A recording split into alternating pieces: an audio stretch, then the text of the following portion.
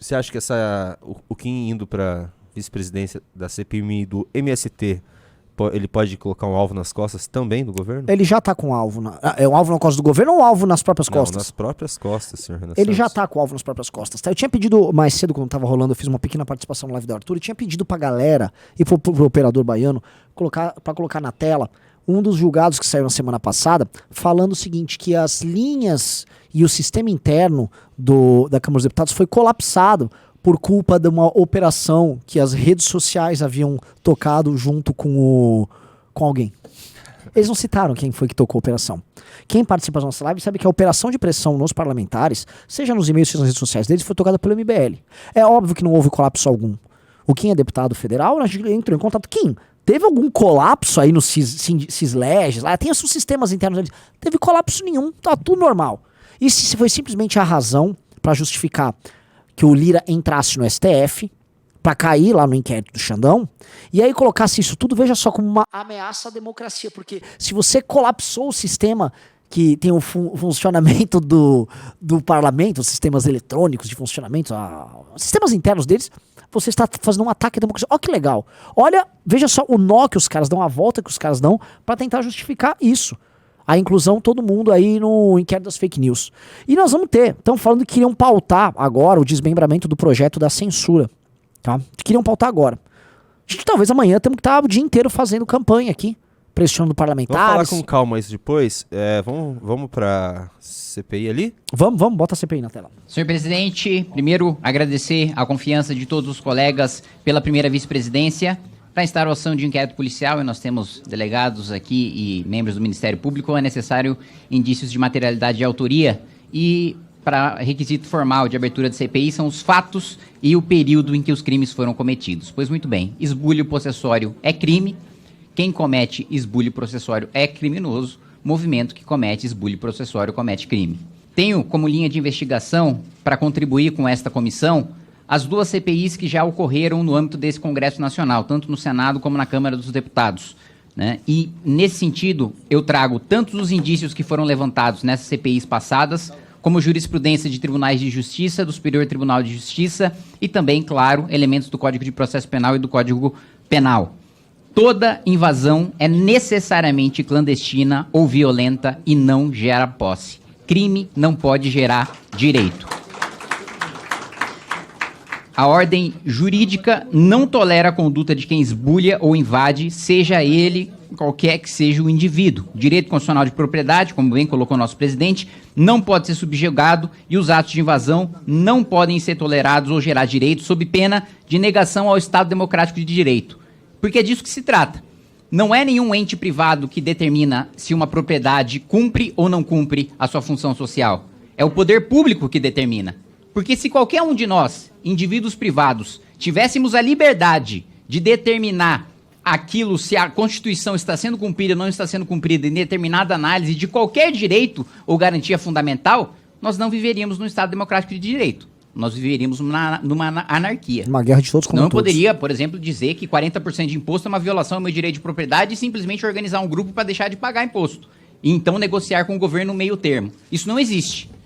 Quem determina os direitos e garantias fundamentais, demarcação de terra, reforma agrária, é o poder público, não são entidades privadas. Para além disso, né, nós temos indícios já levantados pela CPI do INCRA de que o MST, que é um movimento que estará muito em debate dentro do âmbito desta comissão, é um movimento, aspas, preparado e organizado para a invasão de imóveis rurais e propositalmente incitado e compreende uma forma de agir estratégica e bem peculiar.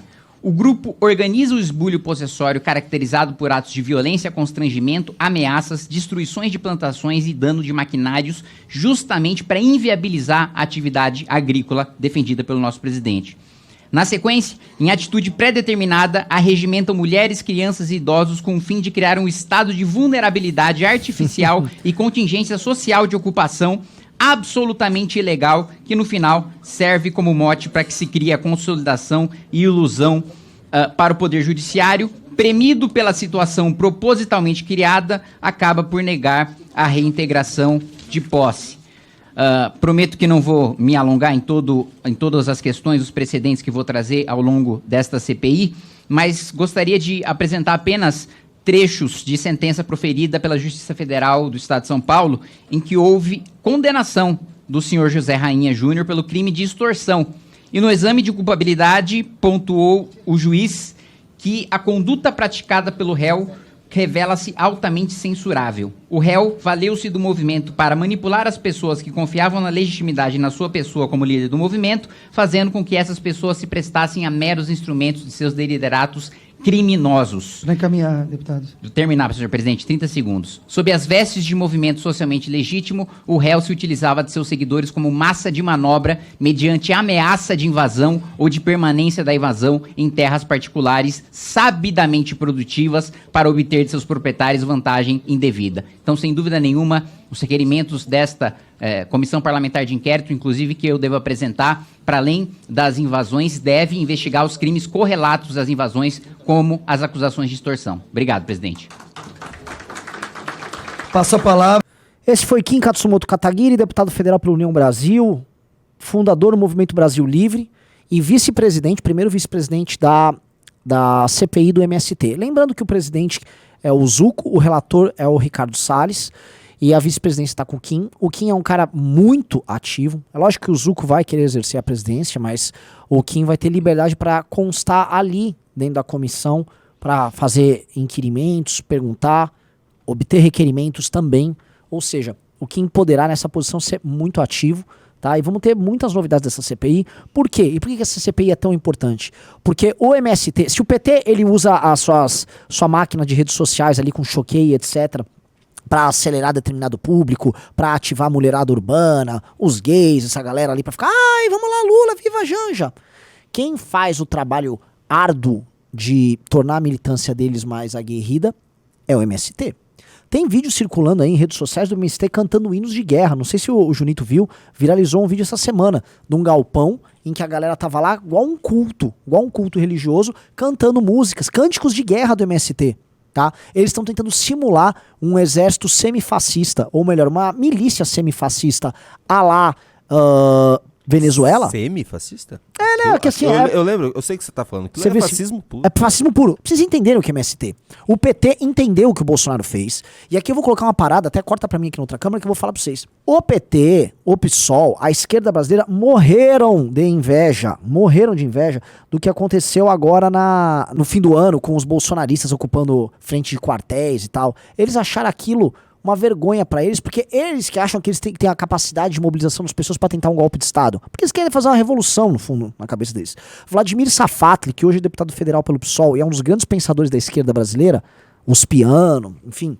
O Vladimir já escreveu texto mais texto falando, pô, nós perdemos a capacidade de fazer revolução pra direita. Por que a direita é revolucionária e nós não? Então eles têm no MST, com base naquela premissa das lutas do campesinato, as lutas do povo do campo, as lutas fundiárias, as lutas agrárias, a base para fazer isso. Eu vou colocar no ar esse vídeo pra vocês entenderem o que eles estão fazendo. Se muita gente ficou assustado com bolsonaristas cantando na frente do quartel, vejam isso aqui.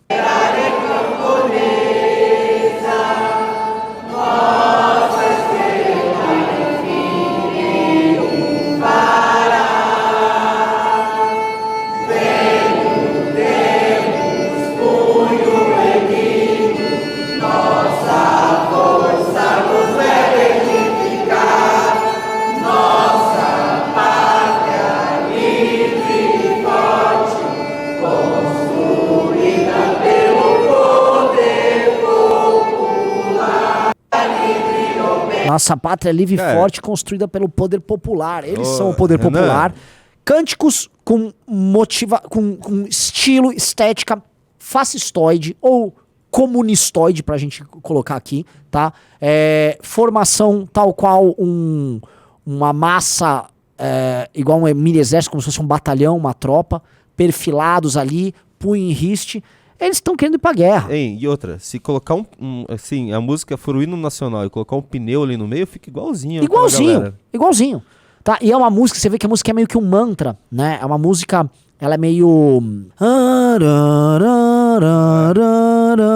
Nossa, bizarro. Música meio monotônica, parece um ritual macabro, tá? Que é justamente, esses caras simulam, a esquerda, assim, ela é expert em simular experiências religiosas em atos que não são religiosos, eles têm apenas uma natureza similar, né, esteticamente similar. E o objetivo do MST é ser essa frente de batalha deles. Por quê? Porque eles imaginam o seguinte, que caso haja qualquer crise política, e alguém aqui acha que não há uma crise política, qualquer risco que o senhor Lula corra, ele jamais permitirá que as ruas sejam tomadas pelo adversário político deles. Jamais permitirá. E isso não tá no horizonte desses caras. Coloquem isso na cabeça. Você que tá assistindo essa live, coloque isso na cabeça. Isso não tá no horizonte do PT. Eles não vão perder o poder como eles perderam com a Dilma. Quem lembra do escândalo do Mensalão vai lembrar das ameaças que o Lula fez. Por quê? Porque quando tava rolando o Mensalão e falou, ok, vai ter impeachment, o Lula avisou, eu vou botar meu povo na rua, vou botar o povo na rua, não vai deixar isso acontecer. Vamos ser bem honesto, ele nunca teve povo nenhum pra botar na rua, tá? Ele tem isso aí, mas eles nunca organizaram isso e transformaram esses caras em milícia. O objetivo deles é esse. Então uma CPI do MST é um tiro agora, pá, bem poderoso na estratégia deles. Porque eles estavam querendo transformar o MST nessa arma e eles organizaram uma série de invasões. Lembra que tinha um abril vermelho? Que elas foram sendo frustradas agora. O que mantinha essas invasões de pé era parte do conluio que eles tinham com o STF através de um julgado do Barroso que dizia que era proibido reintegração de posse por conta da pandemia. A pandemia acabou. A pandemia não existe mais. Então esses caras, a estratégia deles está atrapalhada. E uma CPI que pegue eles agora, investigações que peguem eles agora, desmonta essa estratégia. Então a CPI do MST é muito importante.